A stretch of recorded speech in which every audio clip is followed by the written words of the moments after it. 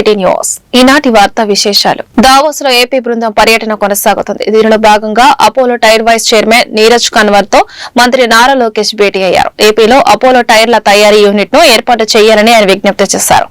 Knowledge economic దోహదపడేలా R&D కేంద్రాన్ని ఏర్పాటు చేయాలన్నారు. టైర్ల తయారీ నిర్వహణలో శ్రామిక శక్తి తయారీకి సహకరించాలని కోరారు. నైపుణ్య అభివృద్ధి కార్యక్రమాల కోసం స్థానిక విద్యా సంస్థలతో కలిసి పనిచేయాలని విజ్ఞప్తి చేశారు. రబ్బరు తోటలు ప్రాసెసింగ్ కోసం మౌలిక సదుపాయాల్లో పెట్టుబడులు పెట్టాలని కోరారు. మరోవైపు నీరజ్ కన్వర్ మాట్లాడుతూ ఏపీ ప్రభుత్వ విజ్ఞప్తులపై సహచార ఎగ్జిక్యూటివ్లతో చర్చించి నిర్ణయం తీసుకుంటామన్నారు. 2027 డిసెంబర్ నాటికి పోలవరం ప్రాజెక్టు పూర్తి చేయనున్న లక్ష్యంతో సీఎం చంద్రబాబు ఉన్నారని రాష్ట్ర జలవనరుల శాఖ మంత్రి నిమ్మల రామానాయుడు అన్నారు. పోలవరం ప్రాజెక్టులో ప్రధానమైన డైఫ్రమ్ వాల్ పనులను ఆయన పరిశీలించారు. యంత్రాల పనితీరును అడిగి తెలుసుకున్నారు. బెంటో నైట్ మిశ్రమం ప్లాంట్ తో పాటు సమీపంలోని ప్రయోగశాలను సందర్శించి ప్యానెల్ తవ్వకాల్లో వస్తున్న మెటీరియల్ ను మంత్రి పరిశీలించారు. ఇటీవల నిర్వసితుల ఖాతాలకు 1000 కోట్లు జమ చేశామన్నారు. ఫిబ్రవరి 1 నుంచి 2 వరకు కట్టారు పని ప్రారంభిస్తుందని, 3వ కట్టారు ఏప్రిల్ నాటికి అందుబాటులోకి వస్తుందని చెప్పారు. 3 కట్టర్ల ద్వారా త్వరితగతిన డైఫ్రమ్ వాల్ నిర్మాణం పూర్తి చేసేందుకు చర్యలు తీసుకున్నామన్నారు.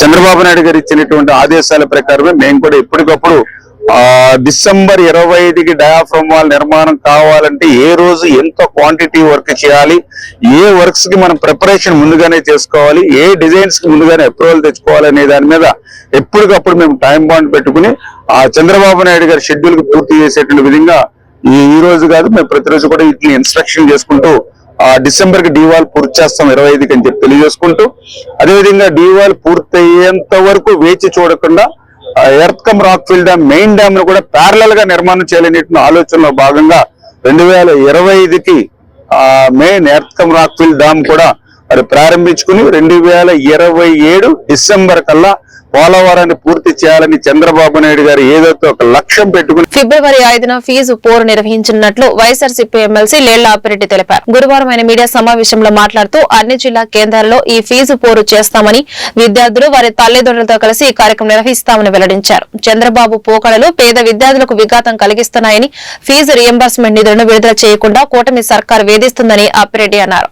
వసతి దీవెన విధానం ద్వారాను ప్రతి పేదవాడు కూడా ఉన్నతమైనటువంటి చదువులు చదువుకోవాలనే ఒక ఆలోచనతో ఆ రోజున రాజశేఖర రెడ్డి గారు ఫీజు రియంబర్స్మెంట్ విధానాన్ని తీసుకుంటే, ఇవాళ ఈ మధ్యకాలంలో అధికారంలోకి వచ్చినటువంటి చంద్రబాబు నాయుడు ప్రభుత్వం పేద విద్యార్థులకు సంబంధించినటువంటి ఫీజు రియంబర్స్మెంట్ నిధుల్ని విడుదల చేయకుండా ఇవాళ చదువుతున్నటువంటి విద్యార్థులందరూ కూడా విద్యకు దూరం అవుతున్నటువంటి పరిస్థితులు అనేక జిల్లాల్లో ఇవాళ చూస్తా ఉన్నాం. చదువుని అర్ధాంతరంగా ఆపుకొని, ఎందుకంటే కాలేజీల్లో ఫీజులు కట్టకపోతే కాలేజీలకి రానినటువంటి పరిస్థితులు, చదువుకున్నటువంటి విద్యార్థులకు సంబంధించి కూడా పరీక్షల్లో పాస్ అయినప్పుడు కూడా వాళ్ళకు కావలసినటువంటి సర్టిఫికెట్స్ ఫీజు కట్టలేదని సాగు అడ్డుగా పెట్టుకుని ప్రైవేటు యాజమాన్యాలు ఇవాళ వాళ్ళకు సంబంధించినటువంటి సర్టిఫికెట్స్ ఇవ్వనటువంటి పరిస్థితుల్లో రాష్ట్రంలో వేలాది మంది చదువుని అర్ధంతరంగా మానుకొని ఓ పక్క కూలీ పనులకో, వ్యవసాయ పనులకో, లేకపోతే చిన్న చిన్న ఉద్యోగాలలో ఇవాళ వాటి కోసం తాపత్రపడి ముందుకు సాగుతున్నటువంటి దౌర్భాగ్యమైనటువంటి పరిస్థితులు ఇవాళ రాష్ట్రంలో చూస్తా ఉన్నాం. నిజంగా చంద్రబాబు నాయుడు గారు సూటిగా అడగదలుచుకున్నా, ఇవాళ రాష్ట్రంలో ప్రజలు మీకు అధికారం అప్పుచెప్పారు. అప్పుచెప్పినటువంటి అధికారాన్ని అప్పుచెప్పినటువంటి పరిస్థితుల్లో ఇవాళ ఈ రాష్ట్రంలో మీరు పేద ప్రజలకు సంబంధించి, ముఖ్యంగా పేద విద్యార్థులకు సంబంధించినటువంటి అంశాలపై ప్రత్యేకమైనటువంటి దృష్టి సారించాలా. ఎందుకంటే మీరు చెప్పే మాటలు ఆ విధంగా ఉన్నాయి. మీరేం చెప్తా ఉన్నారు? దేశ విదేశాలకు సంబంధించి అనేకమైనటువంటి సంస్కరణలు తీసుకొస్తామని చెప్తా ఉన్నారు. ఈ సంస్కరణ తేవటం దేవుడు మాట ఎరుగు. ఇవాళ చదువుకున్నటువంటి విద్యార్థులకు ఫీజు రియంబర్స్మెంట్ విడుదల చేసే ప్రక్రియకి శ్రీకారం చుట్టాలని చెప్పి నేను కోరుతా ఉన్నా. ఎందుకనో చాలా దురదృష్టకరమైనటువంటి పరిస్థితి. చంద్రబాబు నాయుడు గారు ఎప్పుడు ముఖ్యమంత్రిగా పనిచేసినప్పటికి కూడా 2004 పూర్వం 9 సంవత్సరాలు ఈ రాష్ట్రంలో ముఖ్యమంత్రిగా పరిపాలన చేశాడు. కానీ ఏ రోజు కూడా సమాజానికి సంబంధించి ఒక మంచి చేద్దామని కానీ పేద విద్యార్థులు చదువుకోవడానికి అవకాశాలు కల్పించాలనే ఆలోచన ఆయన మధ్యలో ఏనాడు కూడా మెదిలే పరిస్థితి కాదు. ఆ తర్వాత మరలా షెడ్యూల్ కులాల హక్కుల పరిరక్షణ సొసైటీ డైరీ క్యాలెండర్ ను కంభం చెన్నకేశ్వర ఆధ్వర్యంలో ఆవిష్కరణ చేసిన ఐఆర్ఎస్ దేవి ప్రసాద్ ప్రకాశం జిల్లా కంభం వాసి అయిన షెడ్యూల్ కులాల హక్కుల పరిరక్షణ సొసైటీ రాష్ట్ర అధ్యక్షుడు కాటమల చెన్నకేశ్వరరావు ఆధ్వర్యంలో షెడ్యూల్ కులాల హక్కుల పరిరక్షణ సొసైటీ 2025 క్యాలెండర్ మరియు డైరీని ఆవిష్కరించారు. విజయవాడలోని గురునానక్ కాలేజీలో ఆవిష్కరించారు. ఈ కార్యక్రమానికి మాజీ ఐఏఎస్ అధికారి ఎస్సీ ఎస్టీ కమిషనర్ మాజీ సెక్రటరీ ఆర్ సుబ్బారావు మాజీ ఐఆర్ఎస్ దేవి ప్రసాద్ ఏపీ హైకోర్టు అడ్వకేట్స్ ఈ కార్యక్రమానికి ముఖ్య అతిథిగా హాజరయ్యారు.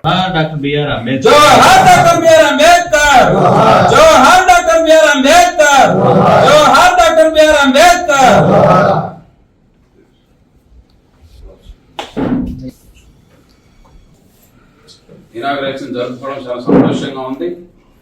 ఈ షెడ్యూల్ కాస్ట్ రైట్స్ ప్రొటెక్షన్ మరి దళితుల కోసము 63 నుంచి అనేక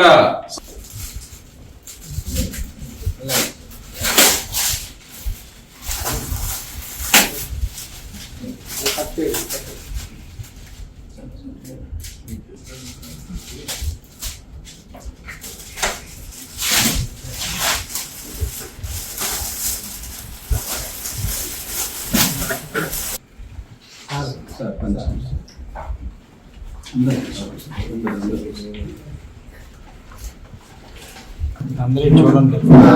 ఒక పేజీ పట్టుకుంటే బాగుంటుంది. అంటే ఫొటోస్ డిఫరెంట్గా ఉంటాయి కదా. అది అలా అందరూ ఒక పేజీ పట్టుకోండి. డైనామిక్ లీడర్ దేవి ప్రసాద్ గారు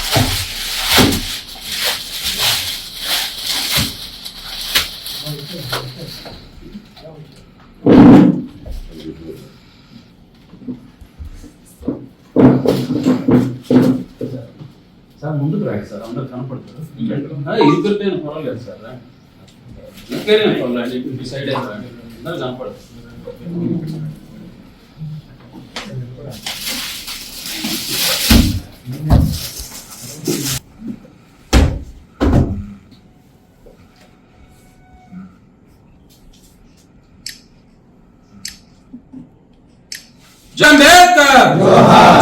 రోడ్డు భద్రతా మాసోత్సవాలలో భాగంగా జిల్లా ఎస్పీ ఆదేశాల మేరకు Gudivada SDPO Shri Dheeraj Vinil Shri Aditya degree college విద్యార్థులతో ర్యాలీ నిర్వహించి నెహ్రూ చౌక్ సెంటర్ లో మానవహారం ఏర్పాటు చేశారు. ఈ సందర్భంగా డీఎస్పీ మాట్లాడుతూ 2-వీలర్ వాహనం డ్రైవ్ చేసేటప్పుడు హెల్మెట్ తప్పనిసరిగా ధరించాలని, వాహనంలో అతివేగంగా నడపకూడదని, సెల్ ఫోన్ మాట్లాడుతూ డ్రైవింగ్ చేయరాదని, మద్యం సేవించి వాహనం నడపరాదని, తప్పనిసరిగా సీటు బెల్ట్ ధరించాలని, ప్రతి ఒక్కరూ ట్రాఫిక్ రూల్స్ పాటించాలని, రూల్స్ అతిక్రమించే వాహనదారులపై కఠిన చర్యలు తీసుకోవడం జరుగుతోందన్నారు. ఈ కార్యక్రమంలో Aditya degree college principal Ravindrababu, Chitturi తదితరులు పాల్గొని ప్రసంగించారు.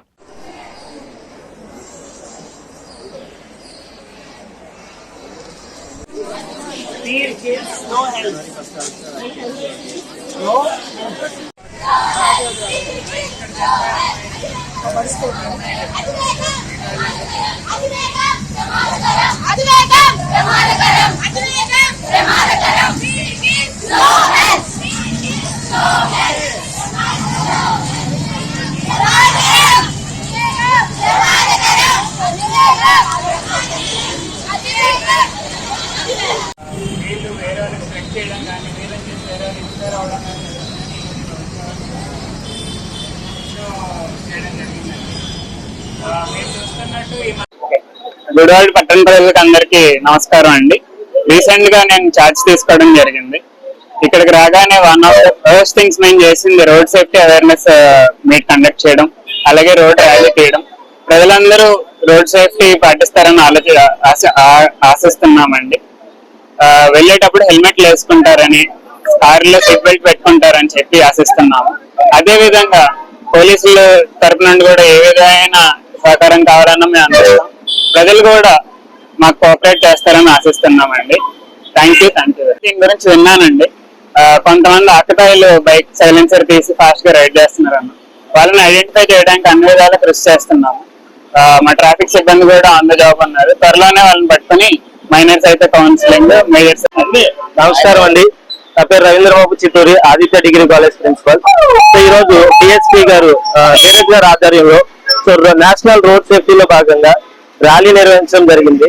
సో దీంట్లో ముఖ్య భాగం ఏంటంటే సో ప్రజలకి ట్రాఫిక్ రూల్స్ ని అవేర్నెస్ తీసుకురావడం కోసం సో దీని మీద ఫోకస్ చేసి సో ఆదిత్య డిగ్రీ కాలేజ్ విద్యార్థులు, అలానే అధ్యాపకులు సో మొత్తం అందరూ పాల్గొని ప్రతి ఒక్కరికి కూడా ఈ ట్రాఫిక్ అవేర్నెస్ మీద సో కంప్లీట్ గా సో సేఫ్టీ మీద అవేర్నెస్ తీసుకురావడం కోసం ఈ కార్యక్రమం నిర్వహించడం జరిగింది.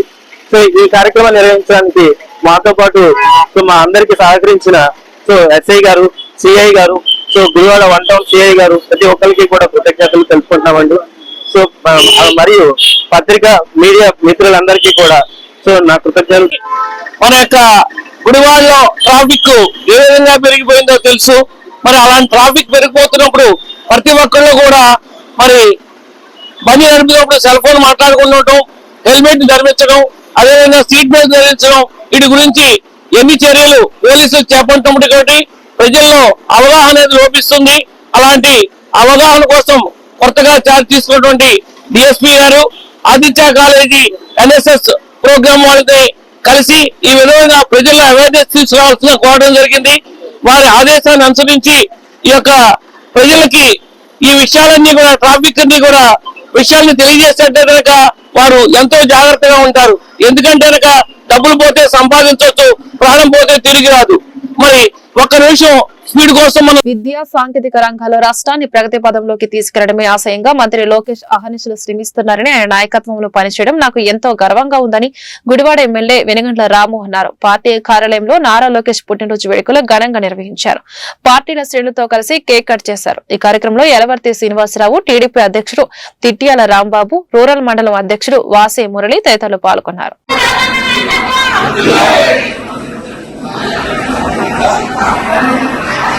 ముందుకు రావద్దు, ఎవరు చేతులు పెడకండి మధ్యలో. సరే ఒకసారి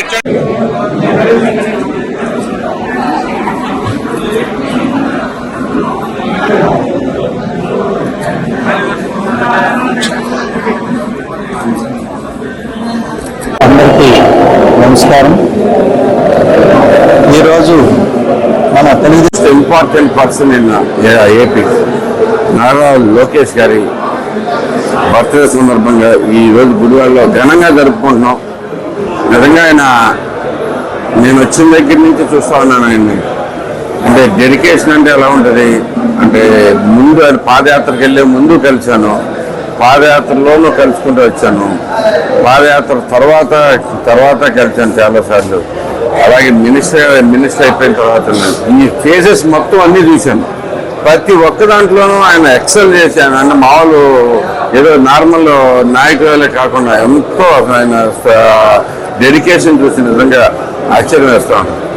యుఎస్ వెళ్తే ఎంత రోజులైనా కానీ వాళ్ళ 4 రోజులు తిరిగేసి వద్దామన్నట్టు వెళ్తూ ఉంటారు. కానీ క్షమం తీరిక లేకుండా యుఎస్లో మీటింగ్ తర్వాత మీటింగ్ పెట్టి అసలు అంటే అన్ని అంటే మీటింగ్లు కూడా ఒక ఐటీలోనే ఉండవు అక్కడ. బేసిక్గా ఐటీ వాళ్ళు వచ్చారు, ఇంకా వేరు ఏఐ గురించి మాట్లాడారు, అలాగే డిఫరెంట్ అంటే గ్రీన్ ఎనర్జీ గురించి మాట్లాడారు, డ్రోన్ టెక్నాలజీ గురించి మాట్లాడారు. అందరితో వివిధ రకమైన పీపుల్ తోటి మీటింగ్ పెడుతుంటే ఆయన సబ్జెక్ట్ వెంటనే స్విచ్ అయిపోయి అక్కడ చూపించే నిజంగా ఆయన నాలెడ్జ్ చాలా గొప్పగా అనిపిస్తూ ఉంటుంది. నాకు స్ఫూర్తినిచ్చే నాయకుడు మొట్టమొదటి ఈ రాష్ట్రంలో పెట్టుబడులు కానీ డెవలప్మెంట్ కానీ మరి చేయాలని చెప్పి ఇన్ఫర్మేషన్ టెక్నాలజీలో ముందడుగేస్తూ విద్యారంగంలో అనేకమైనటువంటి సంస్కరణలు తీసుకొచ్చి రాష్ట్రాన్ని అద్భుతమైనటువంటి ప్రగతి పదంలో నడిపించాలని ఆయన ఏదైతే ఆశయాలతో ఉన్నాడో ఆ ఆశయాలన్నీ కూడా మా శాసనసభ్యుడు వెనుగండ్ల రాము గారి ద్వారా గుడివాడ నియోజకవర్గంలో కూడా ఇంప్లిమెంట్ చేసి తప్పనిసరిగా అటువంటి అభివృద్ధిని గుడివాడ నియోజకవర్గ వ్యాప్తంగా కూడా సాధిస్తామని తెలియజేసుకుంటూ ఆయనకి మరొకసారి జన్మదిన శుభాకాంక్షలు తెలియజేస్తాం. తెలుగుదేశం పార్టీ జాతీయ ప్రధాన కార్యదర్శి నారా లోకేష్ గారి జన్మదిన వేడుకలు తెలుగుదేశం పార్టీ కార్యాలయంలో మన ప్రీతమ శాసనసభ్యులు వెనుగండ్ల రాము గారి అధ్యక్షతన జరగడం జరుగుతుంది. అట్లాగే గతంలో కూడా పంచాయతీరాజ్ శాఖ మంత్రిగా చేసినప్పుడు కూడా పంచాయతీల మీద ప్రత్యేకమైన దృష్టి పెట్టి తాగునీరు కానీ ఎల్ఈడి లైట్ల మీద కానీ బ్రహ్మాండంగా అభివృద్ధి చేయడం జరిగింది. గతంలో ఇప్పుడు కూడా ఆయన జన్మదిన వేడుకలు కూడా దావోస్లో ఉండి రాష్ట్రానికి పెట్టుబడులు ప్రధాన ఆయుధంగా చేసుకుని రాష్ట్రానికి అనేక పరిశ్రమలు తీసుకురావడానికి కృషి చేస్తున్నారు. మరి అదే అలాగే లోకేష్ గారు మరెన్నో జన్మదిన వేడుకలు చేసుకోవాలని కోరుకుంటూ సెలవు తీసుకుంటున్నాను. కృష్ణా జిల్లా ఏకేటీపీ మున్సిపల్ బాలికల ఉన్నత పాఠశాలలో ఏర్పాటు చేసిన సైన్స్ ప్రయోగశాలను గుడివాడ ఎమ్మెల్యే వెనగండ్ల రాము ఆయన కుమార్తె ఎఫిషియన్సీ సొల్యూషన్ ఎండీ వెనగండ్ల ప్రత్యూషత కలిసి ప్రారంభించి అత్యాధునిక సాంకేతిక పరికరాలను తిలకించారు.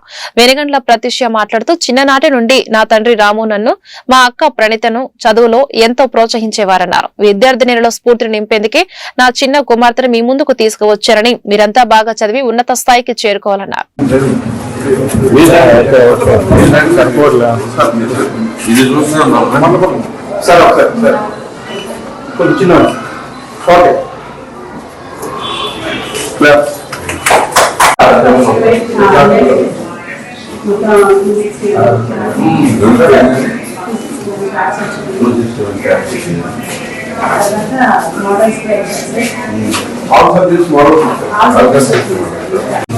మేడం కొంచెం జరగాలి మేడం అలా వెళ్ళిపోయింది.